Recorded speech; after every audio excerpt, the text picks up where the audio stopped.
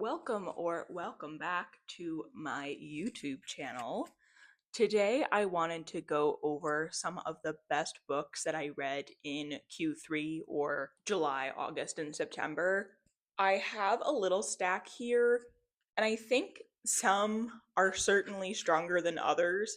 However, they're all worth talking about because these are all of the ones that I continue to think about or I really, really enjoyed. I would say July, August, September for me was really mixed when I looked back in my Goodreads at all of the books that I had read during that 3 month span. Real mixed bag. Honestly, nothing was bad, but a lot of things were just kind of okay and not really memorable, or had really good parts and really bad parts. Like, there was one book, which I'm sure I will talk about at some point, that I started reading and I was like, yeah, this is great. This might be one of my new favorites. And then it kind of got towards the end and I was like, oh, never mind. And I still don't really know how to feel about that one because it was such a mixed bag. Anyway, that's neither here nor there. I have. Oh, I have this little stack to show you. And yeah, let's just get into it. Um I want to say first that I think that my choices might be suffering from recency bias a little bit. I'm not sure if that's the case or if a lot of the books that I read in July were flops, because I don't have a single book that I finished in July in this stack. I have one book that I started in July that actually did wind up being one of my favorites, but I put it down for a little while and then picked it back up because it was so good that it needed my full attention, and I was just a little bit too busy in July to fully give it that. But yeah, let's just get going. I think I want to start off with, I think, what will wind up being my favorite book, not only of this quarter but maybe of the year. Let's start off strong. And that is, if you know me in real life, this will come as no surprise to you, but that book is Rebecca by Daphne du Maurier. This has kind of got me on a little bit of a gothic novel reading kick. I read this at the end of August and it kind of blew me away and really got me excited for fall. I thought it was perfect for that time of year because this does primarily take place during the summer, but it does have this creepy atmospheric thing that really just, I don't know, it gave me kind of a fall vibe. And you know what? We haven't really had fall this year. I don't know how the weather is where you are, but I am in one of the prime fall locations in the world. People travel to this region to experience fall. And it has been in the 70s Fahrenheit, in the 70s Fahrenheit every day in September. We've had a couple days in the 60s, but that should be every day or most days, or at least 3 to 4 times a week. Anyway, I'm not whatever. My fall reading list, if you saw that, I'm really hoping to kind of, get my butt into gear on that in October because I'm hoping that October is actually autumnal. All that aside, anyway, so what's this book actually about? This book is about an unnamed narrator who, she's like the companion for this older, wealthy woman. She basically gets paid to follow this woman around and be interesting and entertaining and just, basically prevent her from being super lonely. But she doesn't really like this woman. I think that it is very clear why this woman has to pay someone to hang out with her. And they're in Monaco together, right? This is all the first chapter of the book, so this isn't spoilers if you're worried about spoilers.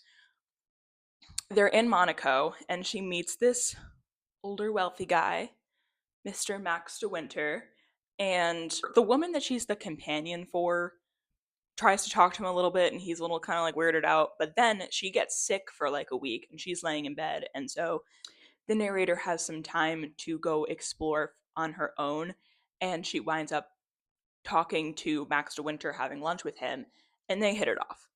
They got together just fine. They wind up hanging out quite a bit, and at the end of their time in Monaco, the woman asks the narrator, like, hey, you're coming to New York with me. We're going to go live in New York now. And she's like, I don't want to live in New York. Which, crazy if you ask me. But, different strokes for different folks, I guess. Max de Winter is like, you know what? My wife recently died. I don't really want to live at my big estate by myself. Maybe you could be my new wife. And she's like, okay. And they get married and they move to Manderley, the estate, together. And then when she gets to Manderley, she becomes profoundly haunted by the ghost of the first Mrs. De Winter, Rebecca, who was supposed to be basically like the pinnacle of womanhood. She was so beautiful. She was so kind. She ran the household so well.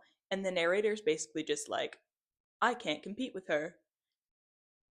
So she's not even haunted in like a supernatural sense. She's haunted in the sense of like, I don't know, this woman, she can't get this woman out of her mind, even though she's never met her and she's dead. So that's that. I don't really want to say anything else about that. That really only brings you like maybe, couple couple chapters in, like that's maybe the first few chapters. And then after that, I think you really just kind of have to go along for the ride. I will admit that I initially read this because allegedly, supposedly, Taylor Swift's Tolerate It is based on this. And I would be interested to see what other people have to say about that if you're also an Evermore stan and a classic lit reader. And what I was able to find with her explanation of why she wrote the song is basically she read the book, it made her feel things, and then she kind of took the concept and thought about ways that she had felt that way in her own life and then wrote the song. I don't think that it follows the book really well past like a certain point unless she is trying to make different verses maybe from the perspectives of different characters, which is something that I had thought. So Taylor, Trina, if you're seeing this and you would be interested in discussing your creative process um, for writing Tolerate based on Rebecca, I would love to hear from you. I would love to chat. Let's split a bottle of Pinot and just queen out about it. It's just a suggestion.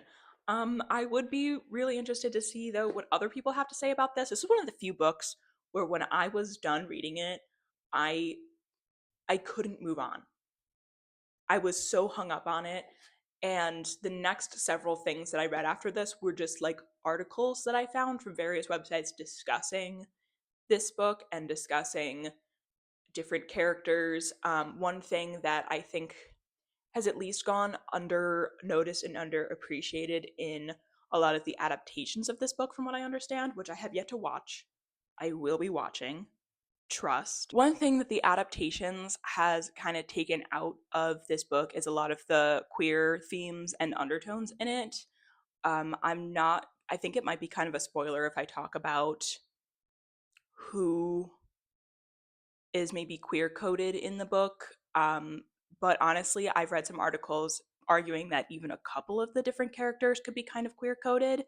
So I think that that all kind of exists deep in the subtext of the book. It does not come out and say it very clearly at all. Like, you really do need to be reading between the lines for that, but it's not really a reach. I read a lot of great articles talking about the queer undertones of a lot of the characters and in some parts of the book as a whole. So I'm wondering if there's other aspects of the book that I kind of have yet to see and untangle. um so yeah, I would be really interested in seeing what people thought of this. I thought it was great. I've told everyone about it. If you know me in real life, I might hound you to read this so I can have more people to talk to about it. It was really good. Okay, moving on. Let's go.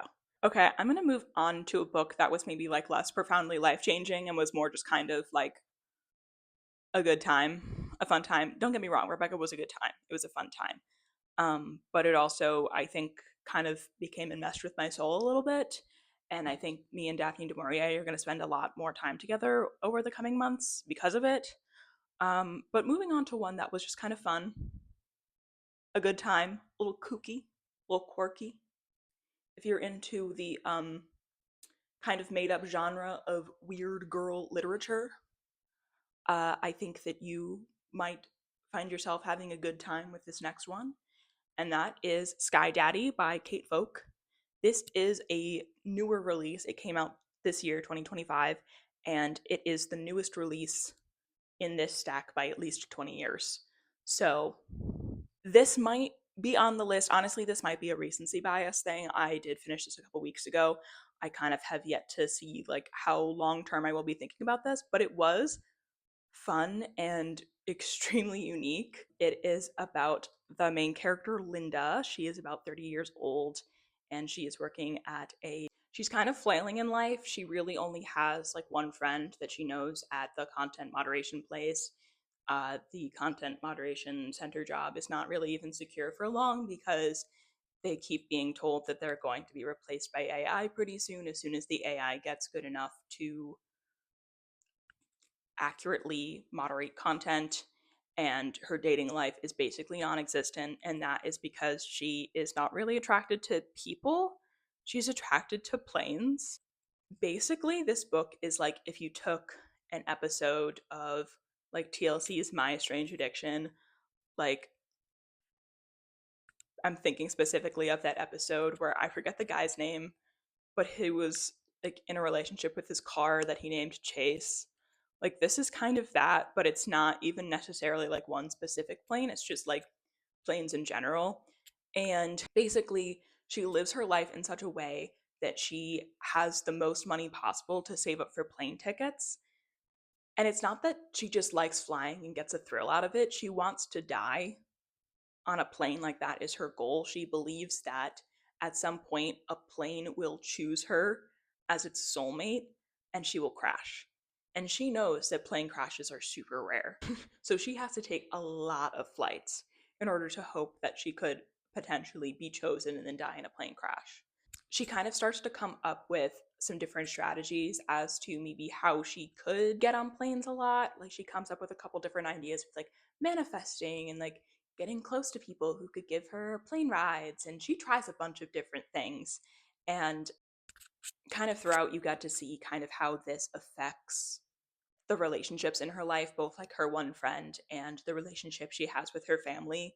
Because when your whole goal is to die, and it's not even in a way that someone can understand, like this isn't someone who's just struggling with mental health, where, you know, yeah, that makes your relationship with your friends and family very complicated. However, there's maybe some understanding there. There's an understanding that, okay, like you need help, you have a couple different options. You can go to a therapist, you can go to an inpatient thing. We're here, we can help you. People go through stuff like this, but this is not, it's not really that. So not only does she feel like she can't really tell people much about it, but even if when she does, they're like, yeah, you need help, but like, who do you go to for that? I don't know, like, if a normal therapist is well equipped to deal with that. Um, but anyway, it was fun, it was good, and it was unique. It definitely does fall into the quirky, like weird girl lit fic space. I would be interested in doing a full video on my picks for like favorite like weird girl books at some point, because I do find that when I do read lit fic, a lot of it is kind of in that like quirky weird girl genre. So if you're interested in seeing a video like that, let me know. I certainly do have a lot of picks, so that could be an upcoming one. Next, let's go with, okay, this is one that was actually on my fall reading list again, which I have not read enough of yet because it just has not felt like fall. But this is one that it wasn't even really like that atmospheric. I mostly chose it because chess seems like a fall activity, and the cover is like fall colors. But I'm glad I picked this up, and that is Chess Story by Stefan Zweig. This was my first Zweig. I think I explained in my fall TBR that I watched Grand Budapest Hotel for the first time a couple of months ago, and supposedly that is based on Stefan Zweig. And I was like, okay, yeah, let's read some of him because I really enjoyed that movie. But I feel like I can't really say that much about this without spoiling it. It is super short. I think this was 80 something pages. So I know that there are a lot of editions that include other things, like other short stories, but this is an edition just on its own. So super, super short. I think I finished this in like a day, within 24 hours. I don't know if I necessarily have time to pick up a new hobby right now. Like, I just started this YouTube channel. I'm still trying to read a lot in order to fuel the channel. I'm trying to do some of my own creative stuff outside of the YouTube channel just for whatever. I'm still trying to see friends and do healthy things and exercise and journal and whatever. And I don't like, I'm at capacity. I am at capacity. I don't think I have time to pick up another hobby. But as I was reading this, I was like, ooh, maybe I do want to get into chess again. This follows like a chess prodigy who's truly just a prodigy at chess. Like, he's really not, he doesn't really have a ton of other skills. And he's on this boat, and a bunch of people kind of become fascinated with him and they want to see him play chess. So they pay him like some absurd sum of money for the 1940s. So I think it was like $250, which that's a lot for a game of chess now, but for the 1940s, I seen I have not seen what that is inflation wise. I just know that that's a lot. That's quite a bit. So they play chess with him. They do two against one because they know that they're not going to beat the chess prodigy on their own. And then this other guy comes in when they're playing the game and kind of gives them some good pointers. And they're like, wait, you're really good at chess. You are really good at chess. Maybe you should play that guy. I'll pay $250 to see you play that guy. And this all sounds really exciting, but don't get it twisted. About half of this book is a character explaining his time as a political prisoner of the Third Reich. So it's not like all like yay chess uplifting. And I think as it kind of went on, because at first I was like, yes, chess. I wish I had time to get into chess. Maybe I'll try to make time to get more into chess. I'll push some other things aside. I would love to start playing chess more again. And then as it kind of went on and it kind of got a little bit more heavy, I was like, oh, I don't know. I don't know if I feel that same urge anymore. I don't want to say much more. I feel like I've already said enough, maybe too much, but I think that this is definitely worth reading.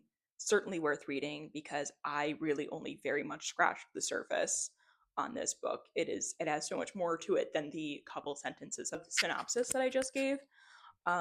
So pick this up. Super short. I'm sure you could get it at the library. It's a classic. So yeah, worth a shot. And that is Chess Story by Stefan Zweig. Okay, before I get too far into the video and start to lose more viewers, I want to talk about the second book that was very special to me this quarter. This is The Unpossessed by Tess Slesinger. There is so much to say about this book, and I have never seen anyone else talk about this. I bought this during the NYRB summer sale. I That's where I also bought Chess Story. I bought a couple other books that I had my eye on and knew that I wanted to check out. And then this popped up, I think, as a suggested, and something about it intrigued me. And I just clicked on it and I was like, what's this one about? I read the description and I was immediately like, add to cart. And that was the only book I did that for. Everything else, like, I went in knowing which books I wanted to buy while they were on sale. And then this one, it was just kind of kismet. I just kind of had a feeling. I just kind of knew. And I put it into the cart, and oh my god, I am so glad that I did. There were like, first of all, this book was funny. It was so funny and had so many little funny bits. I like marked and tabbed them all, and I have several notebook pages full of my thoughts on this book and the funny little moments and stuff like that. And this is another book where I have told maybe not as many people as Rebecca, because I think this book maybe is for a bit more of a niche audience than Rebecca is. Rebecca, I think, could be enjoyed by basically anyone. This is a little bit more of a niche pick, but I certainly have yammered on about this to several people who I know in real life. Several people who I know in real life. So, what's this about? This is a book written in 1934, so 91 years ago, by Tess Schlesinger, and she was kind of a part of the left leaning artist and intellectual scene in New York City. And she wrote this book kind of spoofing that social scene, spoofing her peers. And I think she's really poking fun at them and kind of exposing some of the contradictions in their worldview and beliefs, and some of the ways where they're maybe a little bit hypocritical, and then additionally some of the ways they're really ridiculous. But she does so from like a place looking inside. She's not on the outside looking in. I often find when people like this are spoofed by people who are not part of that social scene, it's just like it's not as funny. It's like you don't actually know what's up. But Tess, she does. And this book is hilarious, and I cannot believe it was written 91 years ago. I feel like even if you're not part of like a strict like social circle composed of only people who meet this criteria, you probably know people like this if you went to a liberal arts college or maybe just grad school in general, probably depending on like what you went to grad school for. But I definitely met people kind of these categories throughout my time in higher education, and I certainly am friends with people who would kind of meet these categories now. And nothing has changed in 91 years. Okay, well, a lot has changed. A lot has changed, but in some ways, like, not a lot has changed. It's so funny. In the first couple pages of this book, one of the characters talks about how when you try to discuss voting for a third party, whether you're for or against it, it leads to like an all-out battle. And this character in particular, her point of view is that like only a Democrat or a Republican can win in the United States. It is useless to try to vote for a third party candidate. And she's like, whenever I say this leads to an all out battle because it's so controversial, whatever. If you were on Twitter last year before the election and the people you follow match the description that I gave at the beginning of the discussion about this book, you know that that is the same today. There is a character who is a staunch leftist professor at a college, and there's a scene where he's afraid of getting new filing cabinets because he's afraid that he'll lose his like leftist street cred if his students see him with like too many like new and fancy things. I think that this book does an interesting job at kind of like poking holes in the idea that people that come from a place of privilege can really effectively advocate for people who don't. And I don't think that that's necessarily always true, but I think this is like poking fun at the sort of kind of like performative activism that existed then and existed now. Additionally, I think that this kind of pokes holes in the idea that it's like, okay, you're you're left wing, you want economic equality for all, yet you're treating women kind of weird, and you're treating other racial and ethnic minorities kind of weird. There is another part that I also thought was really funny because of the use of one specific word that probably haunts you to this day if you were on Tumblr in any sort of space like this. And when I say space like that, it's a really loose term because I feel like a lot of the spaces on Tumblr were primarily like 16-year-olds, so like intellectual is kind of a strong word. But there's this fundraising event for this magazine that they're trying to start, because one of the kind of like common threads throughout this book, I wouldn't say that this book is very plotful, But one of the kind of like running threads through this book is that they're all trying to start a magazine, and they've all been trying to start a magazine for years now, but they can't agree on enough to actually get the magazine off the ground. They have so many different arguments over like how radical the magazine should be, and like what, what audience should be catering to, and like what, like all of that sort of stuff. So they haven't been able to start the magazine for like 10 years because there's too many disagreements within the group on like what the magazine should be. And they have this fundraiser towards the end where they are kind of fundraising, I guess, like kind of like partially to get the magazine off the ground, but also for this like hunger march that is happening in DC at the time. And someone says, "We're not at the hunger march in Washington, DC right now. And the reasons you have for not being able to go are valid." They used the word valid, and I lost it. I absolutely lost it. Um, one thing I will say about this book is the prose was very modernist and kind of dense and hard to get through. This comes from a bunch of different characters' perspectives, and it will just kind of shift, and then you have to be like, whoa, where are we? And kind of figure out, where you are, what you're doing, and who you're seeing the perspective from. Like, you can figure it out, but like, it's not, this isn't like a super easy read. I did for a while think that maybe I was dumb, but then I saw that this was compared to James Joyce.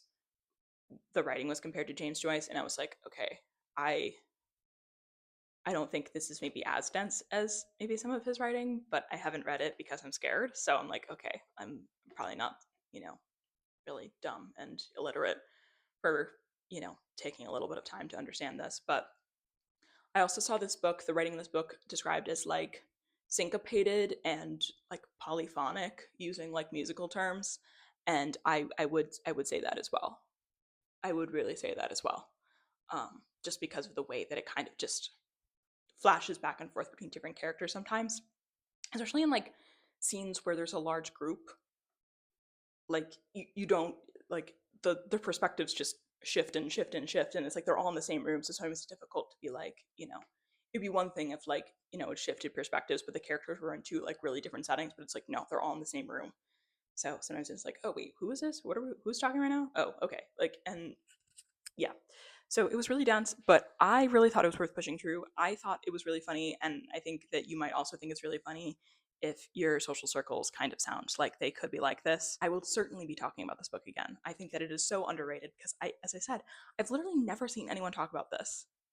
And I think like the Goodreads reviews back me up on this. There's only like 1,000 or something. Like it's really like there's really not a lot. I don't really remember exact number right now. Really not a lot, but that is The Unpossessed by Tess Slesinger. Okay, moving on. This was a book that was going to be on my fall TBR, but I left it off because I had already read it, and so I was like, okay, I'll just talk about it later. But I'm glad that I did, and that is My Death by Lisa Tuttle. I just realized that I think I've had 3 NYRB editions in a row. That was not intentional. A lot of the books that I read this quarter that were good happened to be NYRB. Anyway, that is My Death by Lisa Tuttle. I had never read anything by Lisa Tuttle before. This book had been on my radar, though. I had seen kind of like litfic, especially like kind of like weird girl litfic people, kind of recommend this as like a good one, and I thought it was perfect for September. I think there was a couple like false fall days in early September when I thought like maybe we were actually going to get like a real fall. And that's when I read this, and it was perfect. It takes place in Scotland, so it is very like rainy and, atmospheric in that way. I wouldn't say that this is quite gothic, but it felt almost like that. And I really don't know how to talk about this book without spoiling too much. Essentially, there's a writer. She's trying to, drum up some inspo for a future book. She sees this one particular painting by an artist that she remembers really enjoying back when she was in college, and she just becomes kind of transfixed by it. And she becomes specifically transfixed by the muse and the model that was used, who was like a writer and an artist, like in and of her, like in and of herself. And she's like, I need to meet this woman. I need to try to write a biography on her, and she does. And then I after that, I feel like I really can't say much without spoiling it. This book, I didn't really know what to think going into it, other than I knew that like some people had recommended it, and people who generally like the same things that I do recommended it. So I was like, okay, I think this is worth giving it a shot. And it was, and I'm really glad that I went in not knowing that much, because it was really freaky at times. And when I say freaky, I don't mean like freaky, like wink, but just kind of like weird and reality warping in times. And you didn't really kind of get to that until towards the end. So for a while, I was like, why is this book like, on some like weird girl like reading lists that I have seen? Like, this isn't like, yeah, there's certain elements that are like a little strange, but like nothing's really that weird. And then I kind of got towards the end and I was like, whoa, okay. Didn't see that coming. So I would also suggest going into this like not really seeing that coming. But yeah, that is My Death by Lisa Tuttle. This is another pretty short one. I think this is like about a little over 100 pages. So this is one that you could read in a day or two. You could polish this off in a weekend, and I definitely recommend that you do. I definitely think that fall or maybe winter, some kind of like creepy cozy time, might be kind of good to read this. I don't really see this as a like light, refreshing summer read. So, but we are kind of at the very beginning of the cold months, so you've got plenty of time to go pick that up if you're watching this around when it comes out. Lastly, I wanted to discuss The Unicorn by Iris Murdoch. I got caught in the rain with this copy, so it's a little crinkly. It's okay. It's mostly fine. Of course, I happened to have this book in my bag on one of the few days this fall that it's actually rained. Of course, of course. But I really enjoyed this one. This kind of kept me going on my little gothic kick that I've been on. At first, I really thought this was going to have a lot more parallels to Jane Eyre. Not necessarily. We'll talk about that though. Not necessarily, but it does have a lot of kind of like gothic novel elements, and I didn't even know that going in. I just picked it up because I've read some other books by Iris Murdoch, and I have liked them all enough so far that I'm interested in reading as many books of hers as I can before I, you know, get tired or get bored or whatever. I'm pretty stubborn, so I'll probably wind up reading quite a few, even if I decide that I'm like, eh. But so far, she hasn't really let me down so far. Anyway, this is about a number of people, but specifically Marion. She is a governess, like a tutor, and she gets hired to go teach in this manor. She assumes that she's going to be teaching children. That's generally what you do. But then when she arrives, she finds out that she's actually there to teach and kind of be like an intellectual companion for a grown woman named Hannah. And Hannah's this really kind of like interesting, kind of kooky character. She is not allowed to leave the manor because of some maybe alleged crimes that had been committed.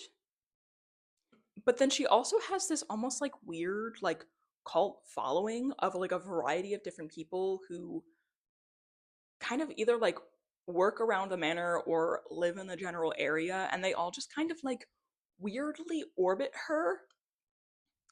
And this is a book kind of about the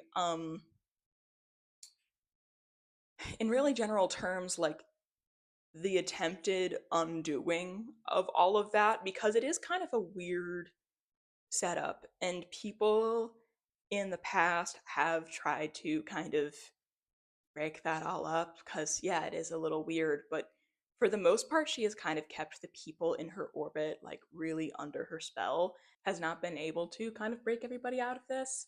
But then the addition of Marion and like some other people just kind of shake things up, and things start getting a little unstable again. And It's basically about just kind of the general unraveling about all of that. But yeah, I really enjoyed this. I thought September was the perfect month for this because it is kind of like cozy and atmospheric. Now, do I wish it was colder in September when I read this? Yes. I'm so sorry that I keep talking about the weather. It's concerning, and also I'm annoyed.